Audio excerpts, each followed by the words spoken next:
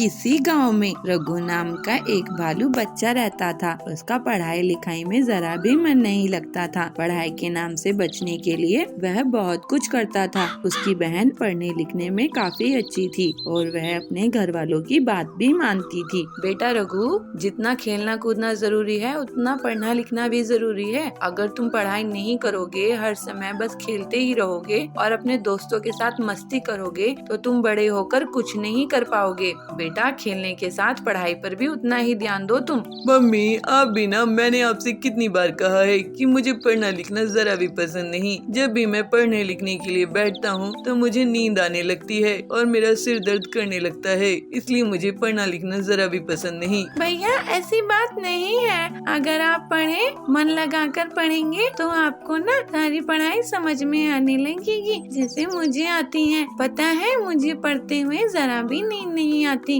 बल्कि मुझे तो पढ़ने बहुत अच्छा लगता है। तभी वहाँ पर रघु का दोस्त गोलू नेवला आ जाता है। अबे रघु, चलो खेलने चलना नहीं है क्या? हाँ गोलू, रुको, मैं अभी आया। ऐसा कहकर वह अपने दोस्त गोलू के साथ खेलने के लिए चला जाता है और उसकी मासूमन ये देखकर बहुत दुखी होती है। अगले दिन रघु और आरती स्कूल जाते हैं। बच्चों, आज आप सभी के लिए एक बहुत ही अच्छी खबर है। पता है, प्रिंसिपल सर ने आप सभी बच्चों के लिए हमारे स्कूल में आज से लाइब्रेरी ओपन करा दी है। आज से आप सभी बच्चे लाइब्रेरी जाकर उसमें बुक्स पढ़ सकते हैं। ये बच्चे सुनकर बहुत खुश हो जाते हैं, मगर रघु को तो इस बात से कोई लेना देना ही नहीं था। मैडम सभी बच्चों को लाइब्रेरी में ले जाती है और सभी बच्चे अब किताब लेकर बैठकर उसे पढ़ने लगते हैं, मगर रघु को इतनी सारी बुक देखकर सर चकराने लगता है। यहाँ तो बस किताब ही किताब है, कुछ खेलने के लिए तो नजर ही नहीं आ रहा। मेरा तो यहाँ पर सर दर्द कर रहा है। तभी वहाँ पर मैडम आ जाती है और रघु से कहती है, बेटा रघु, तुम कोई किताब क्यों नहीं पढ़ रहे हैं? चलो, मैं तुम्हें एक अच्छी सी बुक देती हूँ जिसे पढ़कर तुम्हें बहुत अच्छा लगेगा। ये लो रघु, हमारे इतिहास से जुड़ी बुक, इसे पढ़ो तुम। रघु का मन नहीं था, पर फिर भी वह बुक लेकर उसे पढ़ना शुरू करता है। थोड़ी देर पढ़ते पढ़ते रघु को वो किताब अच्छी लगने लगती है और वह बुक पढ़ते पढ़ते समय कब बीत जाता है उसे पता ही नहीं चलता। रघु घर जाता है। चलो बच्चों, मैं तुम्हारे लिए खाना लगाती हूँ, आ जाओ खाना खा लो। खाना खाते हुए रघु कहता है, मम्मी, आज मैंने हमारे इतिहास से जुड़ी एक बुक पढ़ी और उसे पढ़कर मुझे बहुत अच्छा लगा। क्या सच में रघु? हाँ मम्मी, आज तो भैया ने पूरी किताब पढ़ डाली। ये तो बहुत अच्छी बात है रघु बेटा, तुम्हें ऐसी ही बुक्स पढ़नी चाहिए, तुम्हें और भी जानकारी मिलेगी अपने इतिहास से जुड़ी। हाँ मम्मी, मैं कल भी लाइब्रेरी जाकर और बुक्स पढ़ूंगा, मुझे आज बहुत अच्छा लगा। अब रघु रोज लाइब्रेरी में बुक्स पढ़ने जाने लगा, जिससे उसका पढ़ाई का इंटरेस्ट बढ़ता चला गया और वो खेलने कूदने पर भी कम ध्यान देने लगा। बदलापुर एक छोटे से गांव था। यहाँ बबलू अपने ससुराल में रहता था। उसका ससुराल बहुत गरीब था। बहुत कोशिश करने के बाद भी उसे कोई काम दे नहीं रहा था। एक दिन बबलू बर्गर खा रहा था, तब उसका ससुर आकर उसे कहता है, हाँ हाँ दामाद जी, अच्छे से बर्गर खा लो, सुबह सुबह बर्गर खा लो। हम लोगों के पास चाय पीने के पैसे नहीं है, लेकिन आप ना बर्गर खा लो। क्या हुआ ससुर जी, आप इतने गुस्से में क्यों हैं? तो क्या करूं दामाद जी, घर में इतनी परेशानी है, गरीबी है, लेकिन आपको एक भी काम नहीं मिल रहा है और आप बर्गर खा रहे हो। मैं तो कह रहा हूँ आप कहीं पर मजदूरी कर लो, हम सब भी मेहनत मजदूरी कर रहे हैं। बबलू बहुत दुखी होता है। बबलू काम की तलाश में घूम रहा था। फिर वो चाय पीने के लिए एक जगह रुका। वहाँ कालू कौवा आया और बात करने लगा। क्या भाई बबलू, कैसे हो?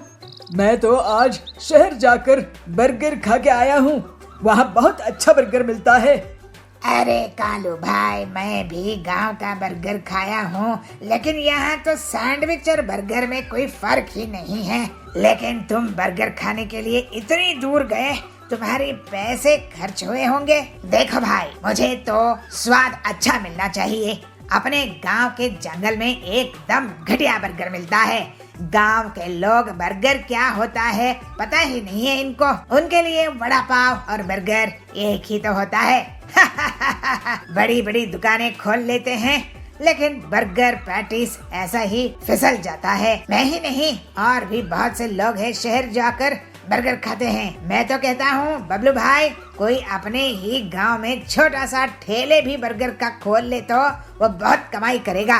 ये तो आप सही कह रहे हो कालू भाई, मैं एक बार शहर जाकर बर्गर खा के आता हूँ। उसके बाद से बबलू एक दिन शहर जाकर बर्गर खा के आता है। उसके बाद वहाँ पर खाना बनाने की किताबें पढ़ता है और उससे जल्दी ही वो सभी तरह के बर्गर बनाने सीख जाता है। शहर से वापस आकर बबलू अपने दोस्तों को बर्गर्स खिलाता है। सभी को उसके अलग अलग बर्गर्स बहुत पसंद आते हैं। ससुर जी, मैं कुछ काम शुरू करने जा रहा हूँ। क्या काम शुरू करने वाले हो बबलू जी? आप इतने टाइम शहर में क्या सीख के आए हो और पैसे जमा कर लिए हो क्या? बिना उसके तो कोई काम नहीं शुरू कर सकते। आप बस देखते जाइए ससुर जी। ठीक है, देखते हैं अब क्या कमाल करोगे। ऐसे ही एक दिन बबलू बर्गर बनाने लगता है और कालू को बर्गर खाने के लिए बुलाता है। कालू अपनी पत्नी सुंदरी के साथ बर्गर खाने के लिए आता है। अरे वाह बबलू भाई, ये तो शहर से भी बहुत ज्यादा टेस्टी बर्गर है। ऐसा बर्गर आप अपने गांव में बना रहे हो, मुझे तो यकीन ही नहीं हो रहा है। अब मैं शहर नहीं, आपके ही यहाँ बर्गर खाने आऊँगा। अगर तुम्हें पसंद आया है तो सभी को पसंद आएगा कालू भाई। जल्द ही बबलू की बर्गर की दुकान बहुत धूमधाम से चलने लगती है। जल्दी ही वो मुनाफा कमाकर अमीर हो जाता है। ससुर जी, आपको जानकर बहुत खुशी होगी कि मेरा बर्गर का काम बहुत अच्छा चल रहा है और मैं अपने परिवार के लिए एक घर खरीद लिया हूँ। अब हम सब जल्द ही वहाँ रहने जाएंगे। बर्गर बेचकर कौन घर खरीदता है दामाद जी? घर तो अमीर लोग ही खरीद सकते हैं। आप घर को कल ही देख लेना ससुर जी। और हाँ, आपको मैं अपने हाथ का बर्गर भी खिलाऊंगा। अगले दिन बबलू अपने ससुर को और बाकी के परिवार वालों को अपना नया घर दिखाने के लिए ले जाता है। घर देखकर सभी बहुत खुश होते हैं और अचंभित हो जाते हैं। बबलू का बड़ा सा बर्गर के आकार का घर था। अरे वाह दामाद जी, आपने तो कमाल ही कर दिया। आपने अपने काम को इतना बड़ा कर दिया कि घर भी वैसा ही बना दिया है। मैं तो आपसे बहुत नाराज रहता था क्योंकि मुझे लगता था आप आलसी और कामचोर हैं, लेकिन अब मैं बहुत खुश हूँ। अपनी मेहनत से बर्गर की दुकान चलाई और अपना घर भी बना लिया। आखिर दामाद हो तो आपके जैसा। आपका आशीर्वाद है ससुर जी। अब ये बर्गर खाइए। और बबलू के बर्गर का घर पूरे जंगल में प्रसिद्ध हो जाते हैं। उसका बर्गर का घर इतना फेमस हुआ कि वहाँ पर देश विदेश से लोग पिकनिक मनाने आते थे। इससे उसकी कमाई 4 गुना बढ़ गई। अपनी मेहनत और लगन से बबलू आगे भी स्वादिष्ट बर्गर बनाता रहा और अपने परिवार के साथ खुशी खुशी रहने लगा। रात का समय था। पिंकी लोमड़ी और चिंकू बंदर सोफे पर बैठे टीवी देख रहे थे। वहीं उनके पापा टिंकू सियार अपने लैपटॉप पर अपने ऑफिस का काम कर रहे थे। वहीं पिंकू और चिंकू की मम्मी चंपा नीलगाय रसोई में सबका खाना खाने के बाद बर्तन धुल रही थी और बाकी बचा खाना फ्रिज में रख रही थी। काम होने के बाद वो हॉल में आती है और सबसे कहती है, अरे बच्चों, तुम अभी तक सोए नहीं? चलो चलो अपने कमरे में जाओ और जल्दी से सो जाओ, सुबह स्कूल भी तो जाना है ना। चलो। मम्मी, फिल्म बस खत्म होने वाली है, देखने दो ना। नहीं, बिल्कुल नहीं, चलो अंदर जाओ, सुबह स्कूल के लिए लेट हो जाओगे। मम्मी प्लीज आप जाकर सो जाओ ना, हमें तो अभी फिल्म देखनी है। ये स्पाइडर मैन की फिल्म पहली बार आ रही है टीवी पर। चंपा ने फिर टिंकू से कहा, अजी आप भी सो जाइए ना, सुबह आपको ऑफिस भी तो जाना है। और इन बच्चों को भी कहिए कि ये सो जाएंगे, 24 घंटे बस टीवी में लगे रहते हैं। तुम सो जाओ चंपा, मुझे तो अभी बहुत काम है। और बच्चों को देखने दो ना उनकी मूवी, एक तो इतने दिनों बाद आ रही है। अच्छा सभी बिजी हैं, बस मैं ही वेली हूँ। ठीक है, मैं तो उल्लू की तरह जाग नहीं सकती, मैं तो चली सोने। चंपा ऐसा कहकर सोने के लिए चली जाती है। तभी टिंकू अपने बच्चों से कहता है, बच्चों चलो काम पर लगते हैं, तुम्हारी मम्मी सोने चली गई, इससे अच्छा मौका नहीं मिल सकता। चलो। हाँ पापा, हमें तो अभी बलून भी फुलाने हैं और घर की सजावट भी करनी है। चलो चिंकू, पिंकी देखती है कि चिंकू तो सो चुका है। वो इसको हिलाती है पर चिंकू फिर भी नहीं जागता। फिर पिंकी उसके मुंह के ऊपर कुछ पानी की बूंदें छिड़कती है, जिससे चिंकू होश में आता है। अरे मेरी नींद खराब कर दी, अच्छा खासा सपना देख रहा था, स्पाइडरमैन से भी मेरी मुलाकात होने वाली थी। सपना बाद में देखना चिंकू, पहले चलकर बलून फुलाते हैं और घर की सजावट करते हैं। तू भूल गया, मम्मी का जन्मदिन है। लो बच्चों, मैं बलून ले आया, चलो। सभी मिलकर बलून फुलाते हैं और फिर कमरे की सजावट करते हैं। तभी पिंकी कहती है, पापा वो डिलीवरी वाला आता ही होगा, अगर उसने घंटी बजा दी तो मम्मी जाग जाएगी और हमारा सारा सरप्राइज खराब हो जाएगा। चलो पहले केक ही ले लेते हैं। टिंकू अपने पर्स से पैसे निकालकर घर का दरवाजा जैसे ही खोलता है तो वो देखता है कि सामने डिलीवरी बॉय खड़ा हुआ है। अरे आपको कैसे पता चला कि मैं आ गया हूँ? मैं बस अभी घंटी बजाने ही वाला था। इसलिए तो कि तुम घंटी ना बजा सको, हमने ये दरवाजा खोल दिया। लो ये रहे तुम्हारे पैसे। डिलीवरी बॉय टिंकू को केक देकर और अपने पैसे लेकर वहाँ से चला जाता है। पिंकी ये केक फ्रिज में रख दो और चिंकू चलो अपना अधूरा छूटा काम पूरा करते हैं। सभी मिलकर कमरे की सजावट करते हैं। तभी पिंकी कहती है, पापा 12 बजने में 1 मिनट है, जल्दी चलो मम्मी को उठा देते हैं। हाँ चलो।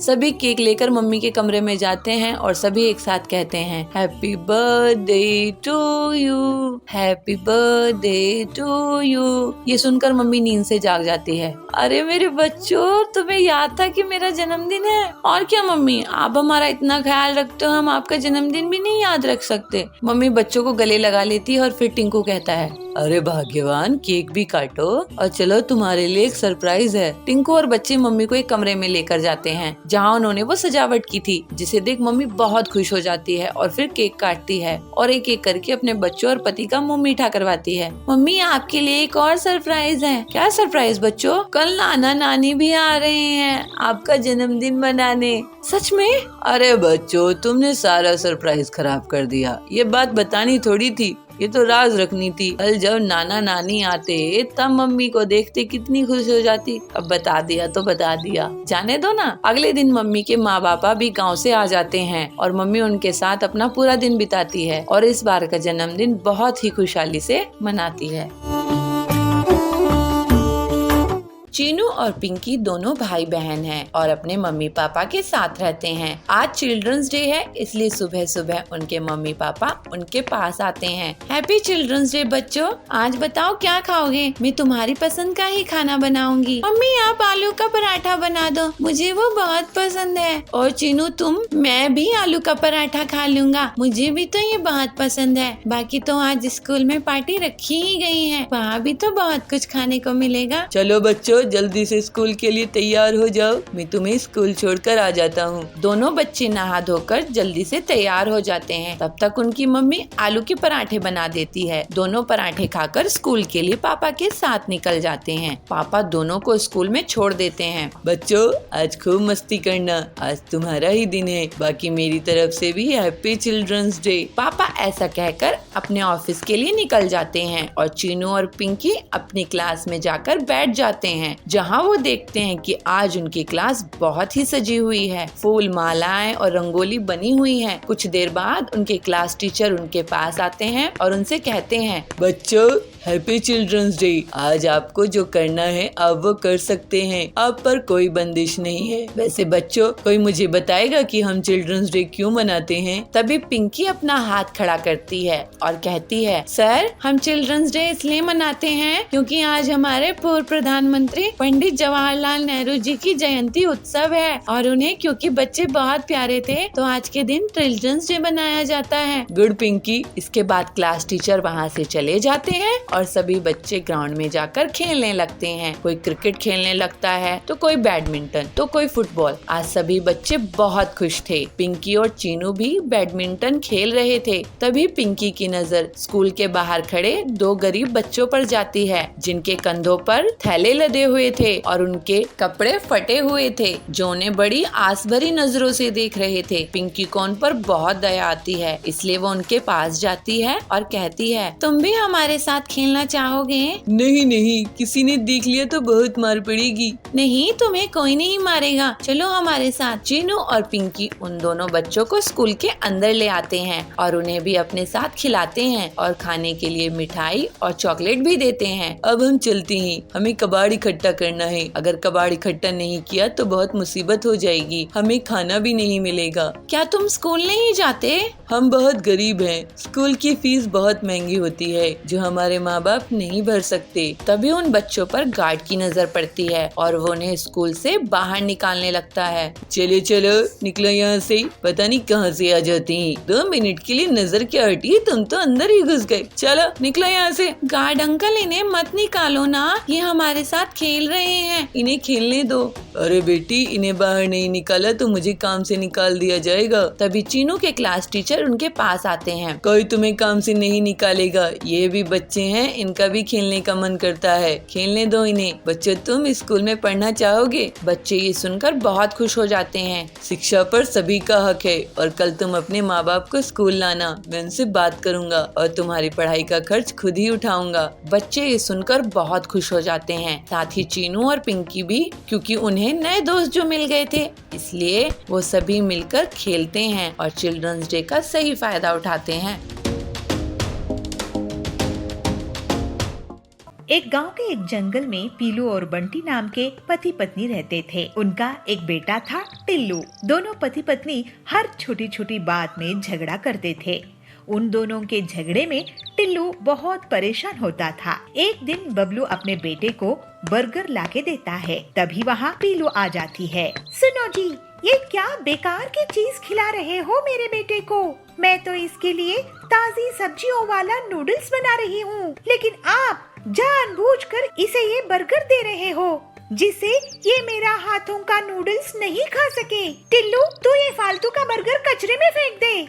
मैं ये बर्गर अपने बेटे के लिए सबसे महंगे फास्ट फूड रेस्टोरेंट से लाया हूँ, और तुम होती कौन हो मेरे बेटे को भड़काने वाली? बेटा, तुम्हारी माँ की मैगी को तुम गड्ढे में फेंक दो। ये सुनकर पीलू बहुत गुस्सा हो जाती है और एक बार फिर से दोनों पति पत्नी झगड़ा करने लगते हैं। मम्मी पापा, मैं बर्गर और नूडल्स दोनों खा लूंगा, आप लोग झगड़ा करना बंद कीजिए। इसके बाद टिल्लू बर्गर में नूडल्स डालकर खाने लगता है। एक दिन बंटी पीलू के लिए हलवा लेकर आता है।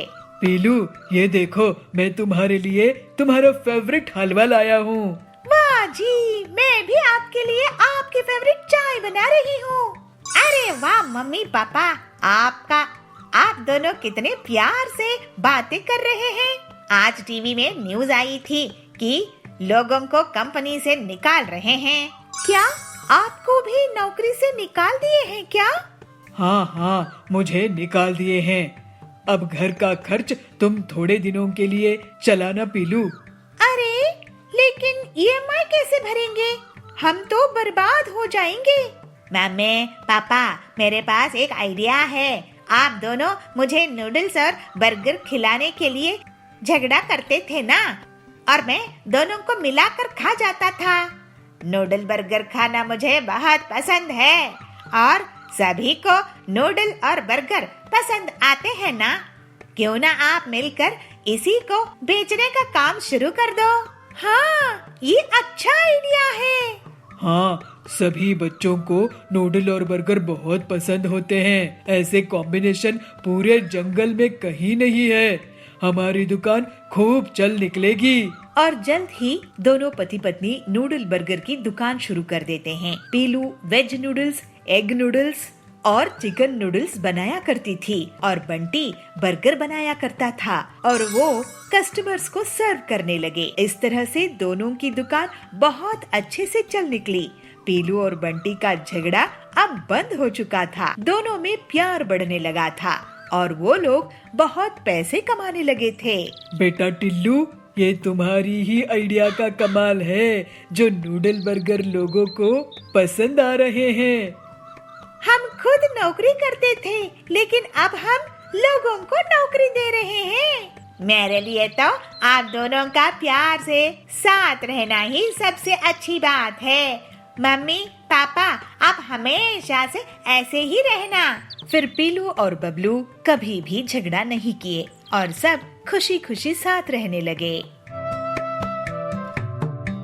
हीरापुर गांव के जंगल में कड़क सेठ बहुत ही अमीर, लालची और धोखेबाज सेठ था। उसके बेहिसाब संपत्ति थी। पेट्रोल पंप, फिल्म थिएटर, गाड़ियों का कारोबार, सोने हीरे की दुकानें वगैरह थी। कड़क जल्द ही एक मॉल भी शुरू कर देता है। पीलू उसी गांव में एक छोटी सी किराना दुकान चलाती थी, लेकिन आजकल उसकी दुकान में भीड़ नहीं रहती थी। वो काफी परेशान रहने लगी। उसी समय टिल्लू आता है। पेला दे दे, एक कोल्ड ड्रिंक देना तो पीलू कहती है, ये लो कोल्ड ड्रिंक। टिल्लू भैया, आजकल ज्यादा लोग मेरी दुकान में आते नहीं हैं। क्या तुम बता सकते हो ऐसा क्यों है? तो टिल्लू कहता है, हाँ, आजकल क्या है ना, सभी चीज ऑनलाइन ही मिल जाती है। माचिस से लेकर कार तक सब कुछ ऑनलाइन इंटरनेट में मिल जाता है। और देखो, एक डिलीवरी बॉय जा रहा है। तो पीलू कहती है, अच्छा, तो ये लोग हैं जो सामान डिलीवर करते हैं ऑनलाइन कंपनियों के लिए, लेकिन इसमें हम छोटे दुकानदारों का क्या फायदा है? तो टिल्लू कहता है, तुम ऐसा करो कि किसी मेन मार्केट जगह में अपनी दुकान लगा लो। बड़ी दुकानों में भीड़ रहेगी, कुछ लोग तुम्हारे यहाँ भी आ जाएंगे। इसके बाद पीलू घर आके अपने पति बंटी को सब कुछ बताती है। तो बंटी कहता है, कड़क सेठ का मॉल इस जंगल में बहुत चलता है, क्यों ना तुम उसी के बगल में दुकान खोल लो, पैसों का इंतजाम मैं कर दूंगा। लेकिन कड़क सेठ बहुत चालाक था। जैसे ही उसे पता चला कि पीलू उसके मॉल के बगल में दुकान खोलना चाहती है, तो वो उसे एक सौदा कर लेता है। देखो बंटी, पीलू मेरे मॉल के सामने तुम्हारी दुकान की कोई औकात नहीं रहेगी। तुम एक दुकान मुझसे खरीद लो, 5 लाख रुपए में, उसी में तुम्हारी भलाई है। तो बंटी कहता है, अगर आप हमें 5 लाख में दुकान देंगे तो हम ले लेंगे कड़क सेठ। तो पीलू कहती है, ठीक है, हम ऐसा ही करते हैं। लेकिन बहुत दिन गुजर जाने के बाद भी उनकी दुकान उन्हें कड़क सेठ नहीं देता है। दोनों पति पत्नी उसके पास जाते हैं। कड़क सेठ, आप हमें हमारा पैसा वापस दे दीजिए, हमें आपसे दुकान नहीं खरीदनी है। तो कड़क कहता है, ठीक है, ये लो 1 लाख रुपए। पीलू कहती है, लेकिन हमने आपको 5 लाख दिए थे ना।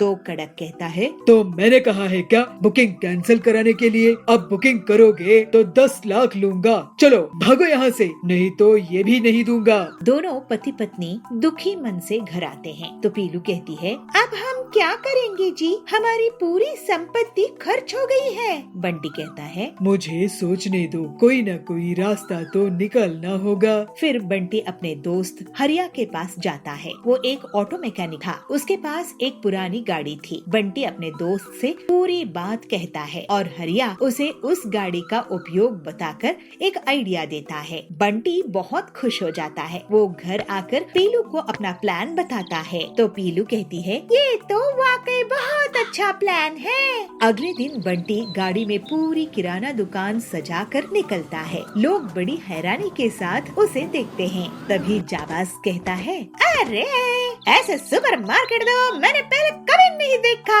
तो बबली कहता है, वाह वाह बंटी भैया, पीलू दीदी, आप लोगों ने तो कमाल ही कर दिया है। अब से मैं आपके इस गाड़ी सुपर बाजार से ही सामान खरीदूंगा। तो बंटी कहता है, ये गाड़ी सुपर बाजार पूरे जंगल वालों के लिए सबसे सस्ती दुकान है। मॉल भूल आओ, वहाँ का महंगा सामान भूल जाओ। यहाँ गाड़ी सुपर बाजार से किफायती कीमत में सामान खरीदो। हमारी गाड़ी बाजार आपके पास एक फोन कॉल में खुद ही चल कर आएगी, आपको ऑनलाइन ऑर्डर करने की परेशानी से बचाएगी और मॉल जाने की तकलीफ से भी आपको छुट्टी मिलेगी। इस तरह से बंटी और पीलू अपना गाड़ी सुपर बाजार चलाने लगते हैं और जंगल के पक्षी उनको बुला बुला कर उन्हीं के यहाँ सामान खरीदने लगते हैं। जल्द ही कड़क का महंगा मॉल बुरी तरह से नुकसान में चला जाता है और जो उसने बैंक लोन लिया था वो नहीं चुका पाता है। इस वजह से उसे जेल हो जाती है। फिर पीलू और बबलू हंसी खुशी अपना जीवन बिताने लगते हैं।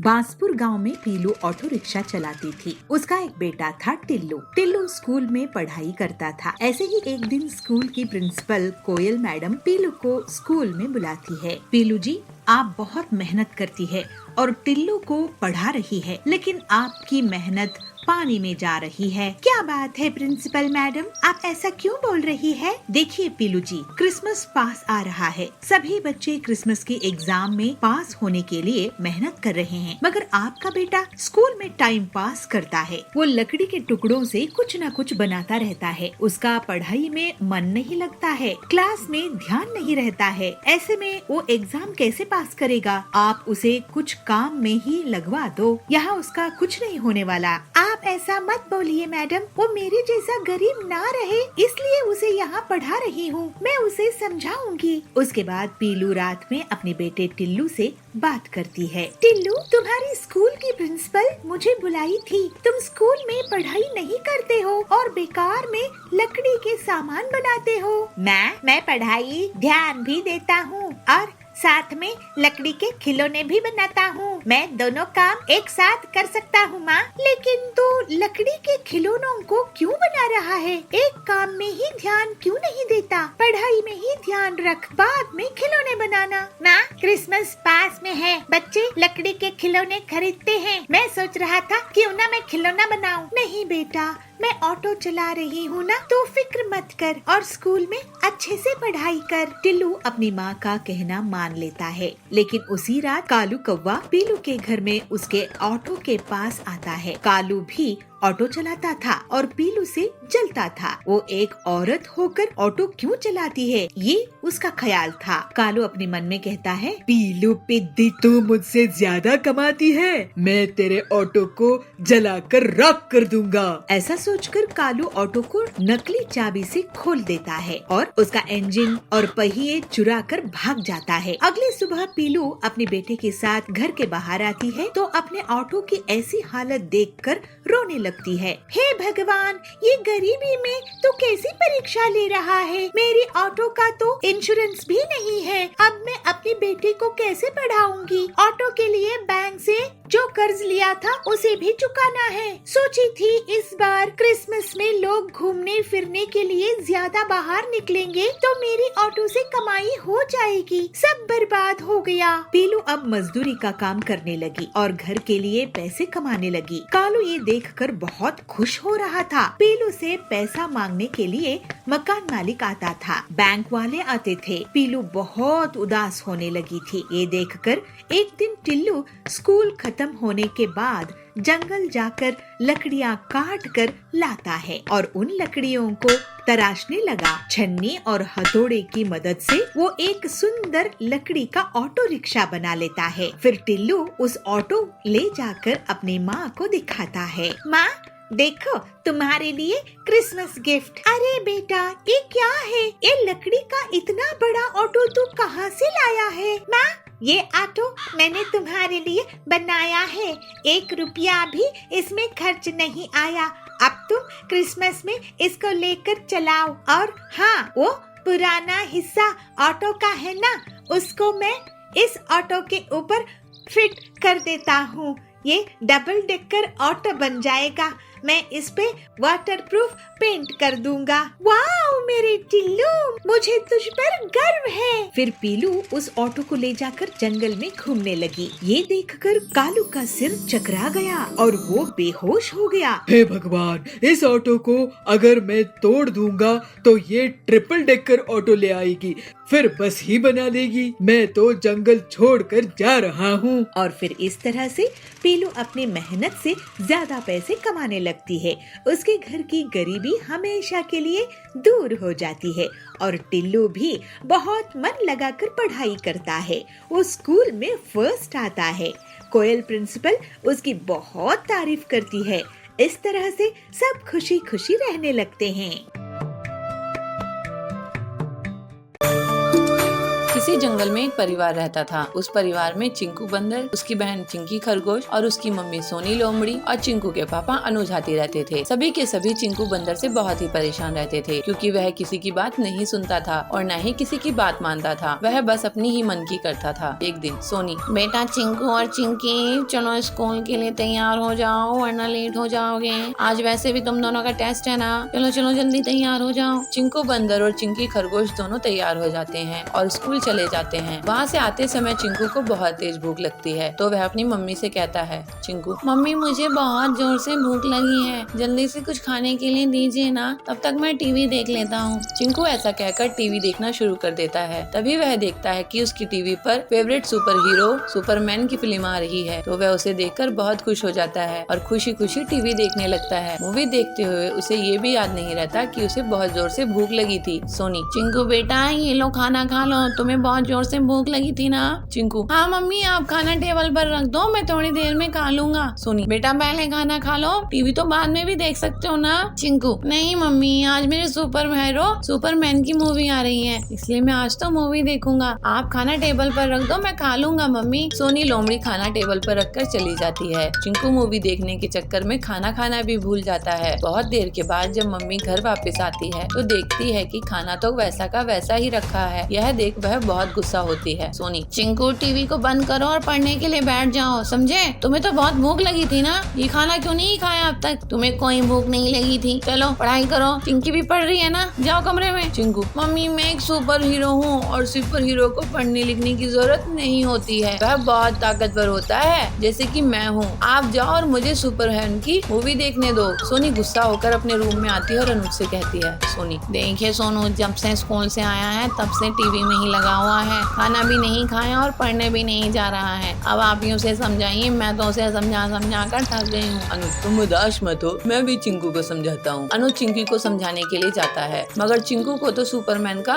भूत सवार हो गया था, इसलिए वह वहाँ किसी की नहीं सुनने वाला था। अनुज भी हार मानकर अपने रूम में आ जाता है। ऐसे ही दिन बीत जाते हैं। तभी एक दिन दादाजी घर पर आते हैं और अनुज और सोनी से उदासी की वजह पूछते हैं, तो अनुज और सोनी सब बता देते हैं। अशोक, तुम फिक्र मत करो, मैं भी चिंकू को ठीक कर देता हूँ। शहर दादाजी घर के बाहर आते हैं और बिजली की सप्लाई बंद कर देते हैं और पूरे घर की लाइट भाग जाती है। चिंकू, ये क्या हुआ, लाइट कैसे चली गई? अभी तो सुपरमैन बैटमैन को मारने ही वाला था। अशोक, अरे चिंकू रोते क्यों हो? लाइट भाग गई तो क्या हुआ, मैं तुम्हें सुपरमैन के जैसे एक गेम खिलवाता हूँ, तुम्हें उसमें बहुत मजा आएगा, मगर पहले जाओ चिंकी को बुला लाओ। चिंकू, ठीक है दादाजी मैं अभी बुला कर लाता हूँ चिंकी को। चिंकी बंदर भाग कर चिंकी खरगोश को बुला लाता है और शेर दादाजी कहते हैं, अशोक बच्चों पहला खेल है दिमाग का, मैं तुमसे 2 सवाल पूछूंगा, जिसने भी ज्यादा सही जवाब दिए वो जीत जाएगा। तो चलो बच्चों बताओ कि ABCD में कितने अल्फाबेट्स होते हैं? दोनों थोड़ा सोचते हैं। चिंकू अपनी उंगलियों पर गिनना शुरू कर देता है, मगर तभी चिंकी कहती है, चिंकी दादाजी 26 अल्फाबेट्स होते हैं। अशोक, बिल्कुल सही चिंकी। अब अगला सवाल, तो बताओ कि वो 5 वोवेल्स कौन से हैं? चिंकी, दादाजी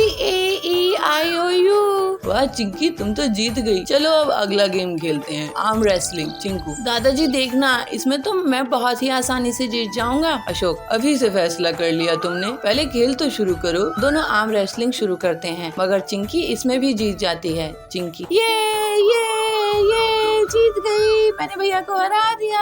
चिंकू, मैं चिंकी से कैसे हार सका हूँ, मैं तो एक सुपर हीरो हूँ। अशोक, चिंकू बेटा सुपर हीरो कोई भी ऐसे ही नहीं बन जाता, बिना कुछ खाए पिए, बिना कुछ पढ़े। तुम चिंकी से इसलिए हारे क्योंकि तुमने खाना भी नहीं खाया था और तुम पढ़ते भी नहीं हो। सुपरमैन अपने खाने का बहुत ध्यान रखता है, तभी तो वह इतना ताकतवर है और वह तुम्हारी तरह पढ़ाई से दूर भी नहीं भागता, बल्कि वह चिंकी की तरह पढ़ाई करता है, तभी तो वो इतना इंटेलिजेंट है और एक सुपर हीरो है। चिंकू, मैं समझ गया दादाजी, मुझे माफ कर दो, मैं आपसे कभी भी ऐसा नहीं करूँगा। उसके बाद से चिंकू बंदर मन लगाकर पढ़ता और खेलता। सभी अब बहुत खुश थे।